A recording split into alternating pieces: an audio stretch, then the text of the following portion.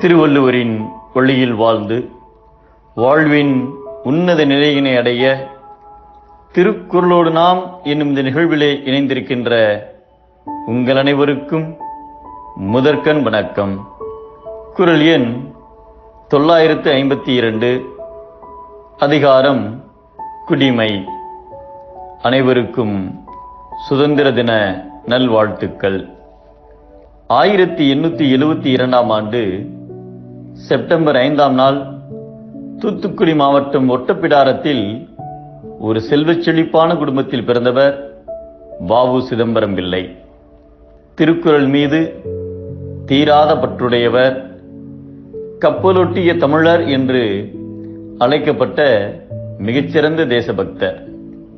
வெள்ளையர்கள் கொள்ளையர்களாக மாறி இந்தியாவின் செல்வத்தை சுரண்டிக் கொண்டிருந்த போது அவர்களுக்கு எதிராக கப்பல் போக்குவரத்தை தொடங்கினால்தான் அவர்களை விரட்டியடிக்க முடியும் என நினைத்தார். 1906ஆம் ஆண்டு சுதேசி கப்பல் நிறுவனத்தை தோற்றுவித்தார். சொந்தமாக கப்பல்கள் வாங்குவதற்கு பலரிடம் பணம் திரட்டினார். பல செல்வந்தர்கள் லாப நோக்கோடு பங்குதாரர்களாக சேர்ந்தனர். வ.உ.சி. கப்பல் வாங்குவதற்காக பம்பாய் புறப்பட்ட போது, திரும்பினால் கப்பலுடன் தான் திரும்புவேன், இல்லையெனில் கடலில் விழுந்து மாள்வேன் என்று சபதம் செய்து சென்றார். அச்சமயத்தில் அவரது மகன் மரணமடைந்த செய்தி கிடைத்தபோது, எனது குடும்பத்திற்கு செய்ய வேண்டிய கடமையை விட இந்திய மக்களுக்கு செய்ய வேண்டிய சேவையே பெரிதென நினைக்கிறேன் என்றார். ஒரே நேரத்தில் 2 பெரும் கப்பல்களை வாங்கிக் கொண்டு தமிழகம் திரும்பினார். இதைக் கண்டு ஆத்திரமடைந்த பிரிட்டிஷ் அரசு அவர் மீது பொய்க்குற்றம் சுமத்தி 1908ஆம் ஆண்டு கைது செய்து சிறையில் அடைத்து இரட்டை ஆயுள் தண்டனை வழங்கியது. வ.உ.சி. சிறை சென்றதும் பிரிட்டிஷ் அரசாங்கத்தை சமாளிக்க முடியாமல் சுதேசி கப்பல் நிறுவனத்தை கலைக்க பங்குதாரர்கள் முயன்றனர். வ.உ.சி. அரும்பாடுபட்டு வாங்கிய 2 கப்பல்களையும் வெள்ளையர்களுக்கே விற்றுவிட்டனர்.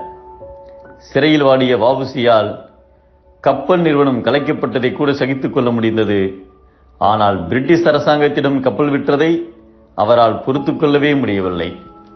பங்குதாரர்கள் அதோடு நிற்காமல் கம்பெனியின் இழப்புக்கு சிதம்பரனாரின் அரசியல் நடவடிக்கைகளே காரணம் என்று அவர் மீது பழி சுமத்தி தாங்கள் இழந்துவிட்ட பொருட்களை ஈடு செய்ய வேண்டும் என்று அவர் மீது சட்டப்படி நடவடிக்கை மேற்கொள்ளவும் முயன்றனர். இதை அறிந்த சிதம்பரனார் சிறையில் செக்கிழுத்து கல்லுடைத்து பல துன்பங்களை அனுபவித்த போதிலும் பெருந்தன்மையுடன், நான் சிறையில் இருந்து மீளும் வரை தயவு செய்து பொறுத்துக் கொள்ளுங்கள் என்று பணிவுடன் வேண்டுகோள் விடுத்தார்.